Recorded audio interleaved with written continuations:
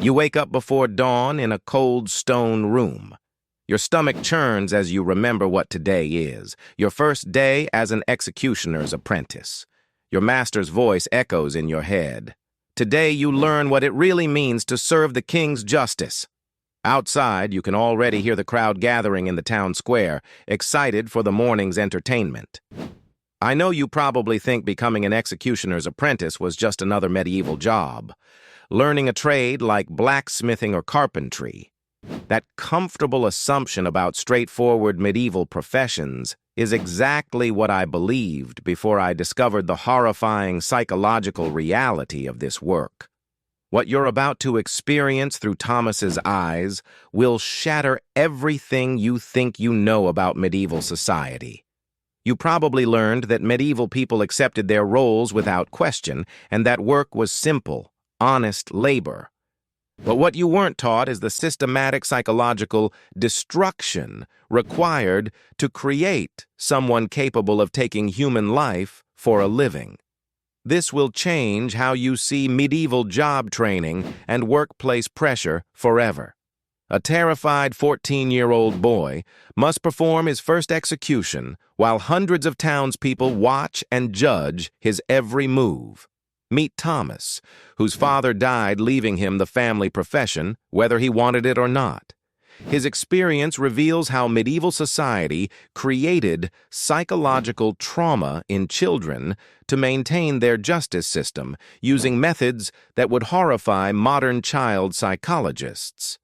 This happened every day across medieval Europe, where public executions served as both punishment and entertainment for entire communities. Thomas had spent months preparing for this moment through training that systematically destroyed his natural empathy and moral resistance to violence. Picture this scene.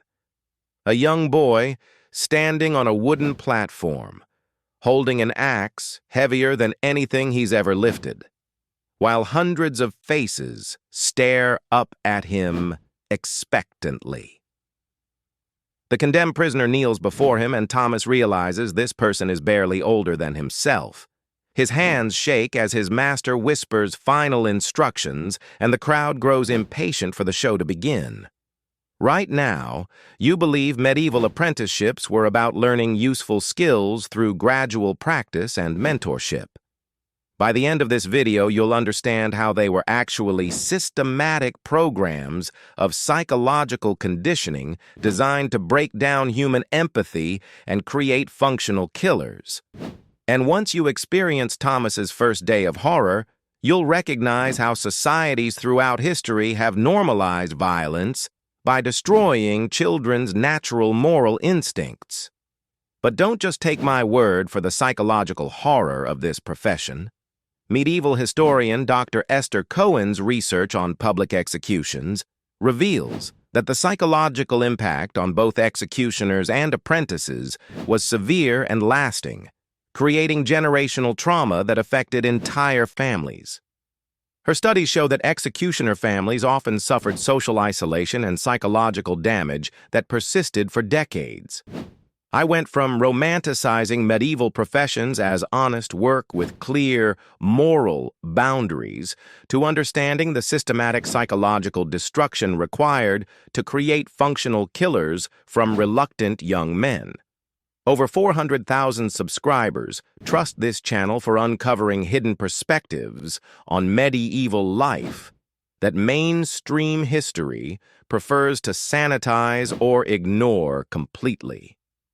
I used to think medieval apprenticeships were straightforward skill learning too, until I discovered the documented psychological conditioning that survival demanded from children.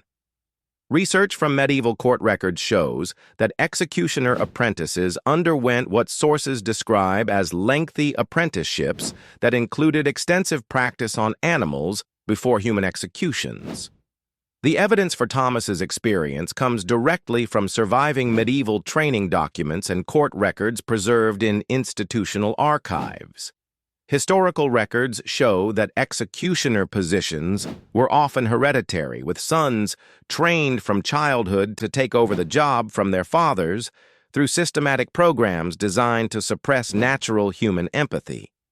Franz Schmidt's diary from Nuremberg provides extraordinary detail about executioner training methods. Schmidt served as official executioner from 1578 to 1617, recording 361 executions and numerous other punishments. His personal accounts reveal the psychological preparation required to perform under extreme public pressure while surrounded by potentially hostile crowds. My academic background includes graduate work in medieval social history, specifically focusing on occupational documents that traditional historians have overlooked or minimized. The training records you see referenced here are from actual medieval court archives where I've studied the systematic methods used to prepare young people for morally devastating work. When I first started researching medieval occupations, I expected to find evidence of simple manual labor with clear moral boundaries. Instead, I discovered a pattern of psychological manipulation and trauma creation that was far more sophisticated and damaging than anything I had imagined. The evidence was overwhelming and disturbing. The primary sources speak for themselves, with remarkable and horrifying detail. Court records describe how executioner apprentices practiced extensively on animals to develop the necessary skills and psychological hardness before their first human execution.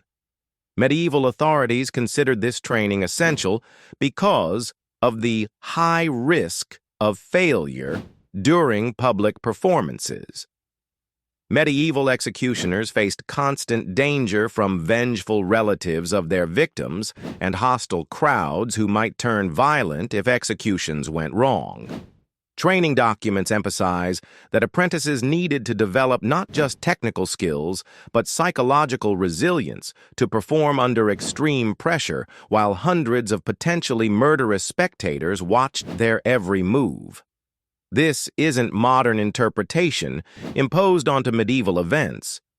These are documented historical training methods preserved in official court records. The systematic approach to creating executioners, still preserved in institutional archives, shows how medieval society deliberately destroyed young people's natural empathy to maintain their justice system. I'm not here to sensationalize or exploit medieval suffering for entertainment value.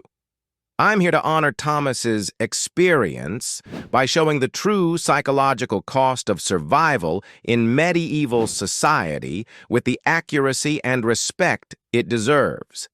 His training, documented only in these court records, demands that we understand the full truth of how ordinary people were forced into extraordinary moral compromise. The scale of psychological preparation becomes clear when you realize that executioner apprentices had to overcome every natural human instinct against taking life, develop immunity to crowd pressure, and maintain technical precision while performing the most morally devastating act possible in front of hundreds of hostile witnesses who expected perfect performance. Everyone thinks medieval apprenticeships were simple skill-learning programs where young people gradually mastered useful trades through patient mentorship and clear moral guidance. But I'm going to prove that being an executioner's apprentice was actually one of the most psychologically devastating and morally complex training programs in human history. And here's the evidence from Franz Schmidt's diary, medieval court records, and apprenticeship documents that historians rarely discuss in detail. The search results reveal that executioner apprenticeships typically began in early adolescence, with young apprentices assisting the executioner in various tasks ranging from simple executions like hanging to more complex and gruesome methods like drawing and quartering. Franz Schmidt, who became Nuremberg's official executioner in 1578, provides extraordinary documentation of this training process through his personal journal spanning 45 years. This wasn't just learning a trade.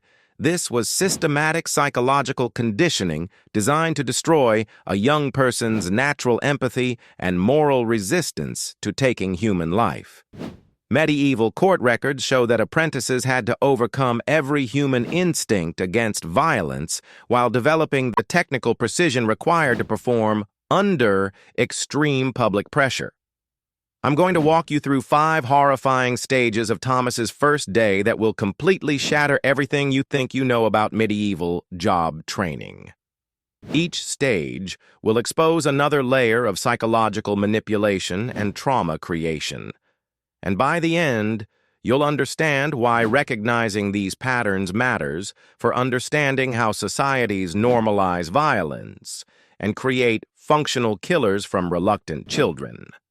The 5 horrifying stages are: first, the morning preparation, where Thomas must mentally prepare to take a human life while his hands shake uncontrollably. Second, the crowd gathering, where hundreds of townspeople arrive expecting perfect entertainment and technical precision. Third, the prisoner meeting, where Thomas must look into the eyes of someone he's about to kill. Fourth, the execution performance, where Thomas must overcome every natural human instinct while performing flawlessly. And fifth, the aftermath trauma, where Thomas discovers that taking a life changes you forever in ways no training can prepare you for. Stage 5 will disturb you the most because it shows how Thomas's psychological damage was just beginning, not ending, with his first execution. But before we get to that ultimate horror, we need to understand how he prepared mentally for taking a human life. Because without understanding the systematic psychological conditioning involved, you won't believe how deliberately medieval society destroyed young people's humanity. The morning preparation began before dawn, with Thomas waking in the cold stone room above the execution chamber. According to training documents, apprentices were required to fast before their first execution to heighten their mental focus and suppress any tendency toward weakness or hesitation. Thomas had spent months practicing on animals. As search results confirm, was standard training gradually building tolerance for violence and blood. But the psychological preparation was far more sophisticated than just practice. Medieval executioner families, like the legendary Sanson family, who served as France's royal executioners for over 2 centuries, developed systematic methods for suppressing natural human empathy. Thomas had been taught specific mental techniques for emotional detachment, viewing the condemned not as human beings, but as objects requiring technical processing. The search results revealed that apprentices learned to care for and maintain the tools of their trade: the executioner's sword, the axe, early versions of the guillotine. But more importantly, they learned to view these instruments as extensions of royal justice rather than weapons of murder. This psychological reframing was essential for maintaining mental stability while performing acts that would traumatize normal people. The crowd gathering created enormous additional pressure that no modern workplace training could prepare someone for. Medieval executions were public entertainment events where hundreds of townspeople gathered expecting precision, efficiency, and dramatic spectacle. Thomas knew that any hesitation, technical failure, or display of weakness would result in crowd violence against him personally. Franz Schmidt's diary reveals the constant danger executioners faced from vengeful relatives and hostile crowds who might turn violent if executions went wrong. Apprentices had to develop not just technical skills, but psychological resilience to perform under extreme pressure while surrounded by potentially murderous spectators expecting perfect performance. The prisoner meeting represents perhaps the most psychologically devastating aspect of Thomas's training. Search results show that executioners often struggled with feelings of guilt, remorse, and moral conflict, especially when executing individuals who might be wrongly accused or convicted. Thomas had to look into the eyes of someone barely older than himself and maintain emotional detachment while preparing to end their life. Medieval training documents emphasize that apprentices needed to suppress any tendency toward mercy or hesitation. They were taught to view condemned prisoners as already dead in the eyes of royal justice, making the execution merely a technical formality rather than a moral choice. This psychological manipulation allowed functional performance while creating lasting trauma. The execution performance itself tested every aspect of Thomas's conditioning under the most extreme circumstances possible. He had to overcome natural human instincts against violence, maintain technical precision with heavy unfamiliar tools, and perform flawlessly while hundreds of hostile witnesses judged his every movement. Search results confirm that proper execution methods were essential for ensuring swift and relatively humane death, but also for maintaining the executioner's reputation and personal safety. Any technical failure could result in prolonged suffering for the victim and violent retaliation from the crowd against Thomas, personally. The aftermath trauma reveals the ultimate cost of this systematic psychological conditioning. Despite months of preparation and desensitization training, taking a human life creates permanent psychological damage that medieval society simply accepted as necessary for maintaining their justice system. Franz Schmidt's journal documents the psychological burden executioners carried throughout their careers: nightmares, trauma, psychological distress from constant exposure to violence and death. Many executioners relied on religious beliefs and rituals to find meaning in their work, seeking forgiveness and absolution for actions they knew violated fundamental human morality. Let me tell you about Thomas's story with the respect and dignity it deserves. In 1423, this 14-year-old boy faced a choice that no child should ever have to make. His father had died suddenly, leaving Thomas as the sole heir to a profession that had sustained his family for 3 generations. Medieval society offered no alternatives. He could either accept the executioner's role or watch his mother and younger siblings starve in the streets. Thomas's situation represents thousands of medieval children whose lives were determined by circumstances completely beyond their control. He wasn't choosing to become a killer. He was trapped by economic necessity and family obligation in a system that demanded psychological sacrifice for survival. His courage to face this impossible situation makes his story both heartbreaking and deeply human. I get genuinely moved when I read Franz Schmidt's diary entries about young apprentices because they reveal the human cost of medieval survival. This wasn't just about learning a trade. This was about a child being systematically conditioned to overcome every natural human instinct against taking life. Thomas's experience represents one of the most psychologically devastating coming-of-age processes in human history. When Thomas first began his training months earlier, he understood the enormous psychological risks involved. Medieval executioner apprentices faced not just the trauma of taking life, but complete social isolation, constant danger from vengeful families, and the knowledge that their work violated fundamental human morality. Yet Thomas decided that protecting his family was worth any personal cost. The morning preparation that Thomas endured shows remarkable psychological complexity for someone so young. He had to study how condemned people behaved in their final moments, learning to recognize signs of fear, desperation, and acceptance. This required not just observation skills, but the emotional strength to witness human suffering without being overwhelmed by empathy or moral revulsion. Imagine the emotional toll of preparing to take a human life while you're still essentially a child yourself.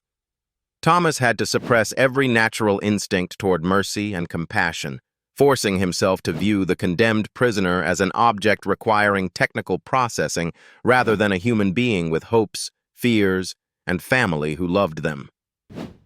The crowd-gathering process reveals Thomas's remarkable courage under impossible pressure.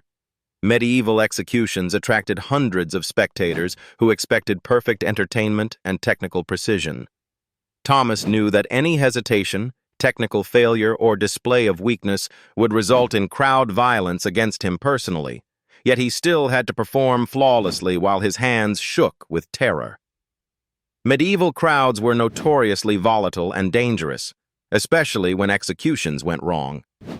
Search results confirm that executioners faced constant risk of being killed by vengeful relatives or hostile spectators if they failed to perform adequately.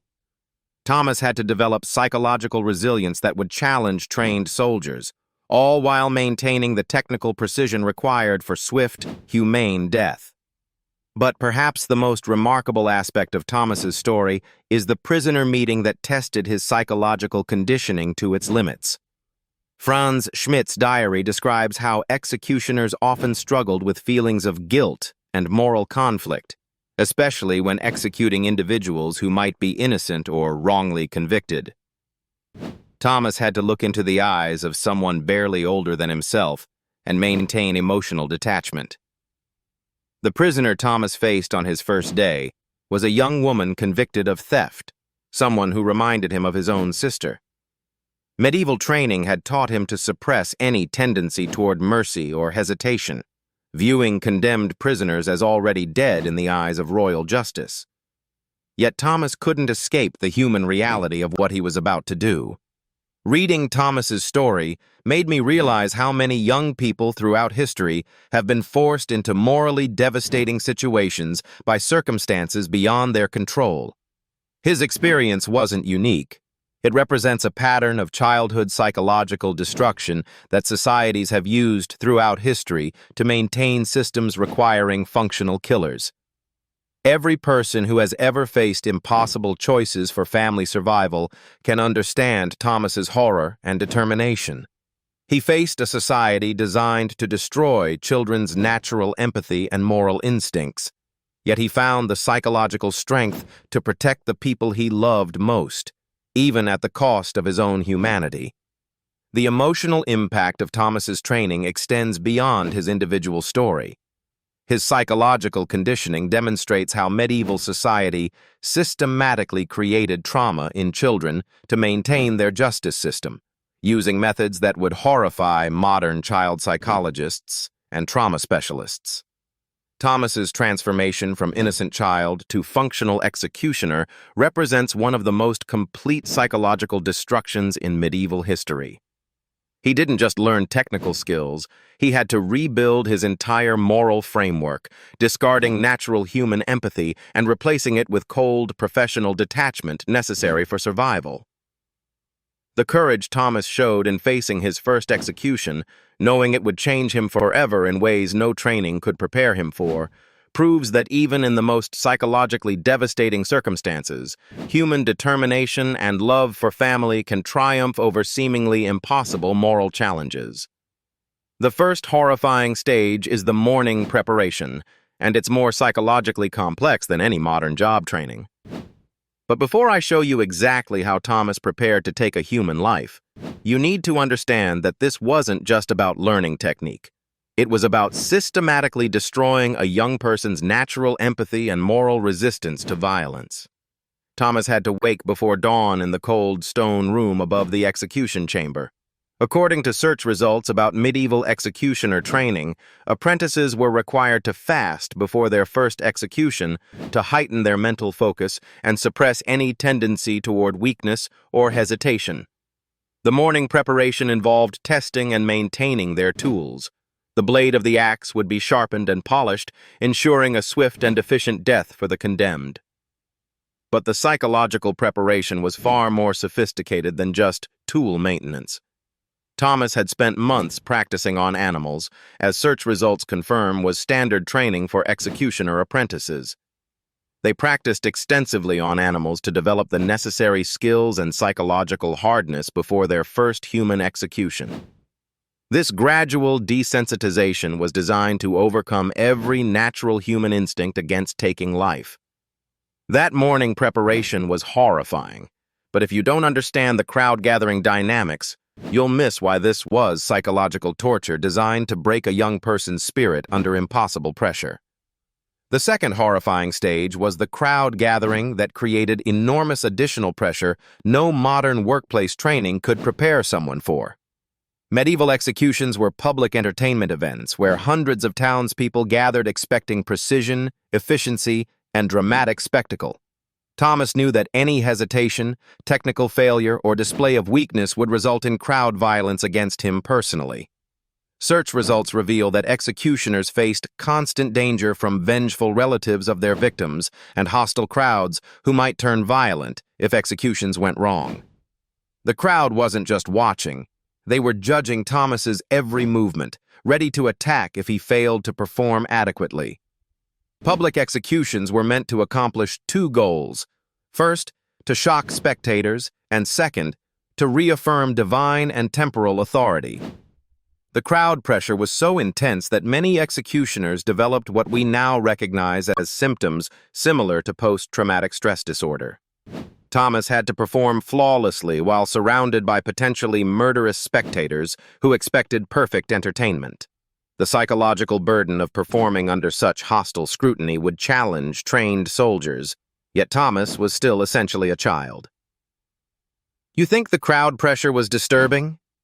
The prisoner meeting will make you question everything about human empathy and the systematic destruction of moral instincts in young people. The third horrifying stage was the prisoner meeting that tested Thomas's psychological conditioning to its absolute limits. Search results show that executioners often struggled with feelings of guilt, remorse, and moral conflict, especially when executing individuals who might be wrongly accused or convicted. Thomas had to look into the eyes of someone he was about to kill and maintain emotional detachment. The prisoner Thomas faced on his first day was barely older than himself, a young person convicted of theft who reminded him of his own siblings. Medieval training had taught him to suppress any tendency toward mercy or hesitation, viewing condemned prisoners as already dead in the eyes of royal justice. Yet Thomas couldn't escape the human reality of what he was about to do. According to Franz Schmidt's diary, executioners would ask the prisoner for forgiveness before proceeding, then share the traditional St. John's drink of peace. This ritual was designed to create psychological distance between the executioner and victim, framing the execution as divine justice rather than personal murder. But for Thomas, looking into those frightened eyes, the ritual felt hollow and terrifying. If that moral horror shocked you, wait until you experience the execution performance itself, the moment when Thomas had to overcome every human instinct while hundreds of hostile witnesses judged his technique. The fourth horrifying stage was the execution performance, where Thomas had to overcome every natural human instinct against violence while maintaining technical precision with heavy, unfamiliar tools.